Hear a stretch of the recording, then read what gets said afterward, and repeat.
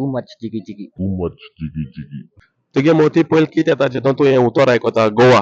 Beaches, beers, enjoy, rejuvenating activities, water sports, a great holiday trip.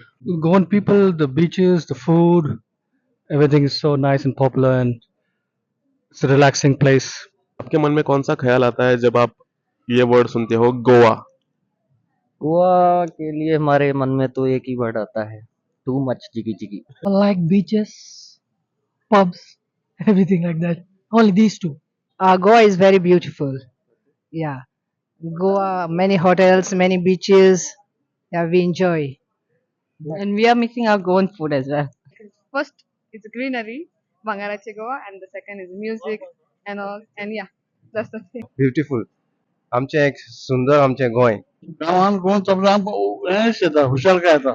म्हाका गोंय व्हड म्हणचे हांव ओल्ड गोवा बी गेलो, सान फ्रांसिस्को शारार इगोर्ज बी गेल, निसा B गेलो न्हू, म्हाका बरें दिसता.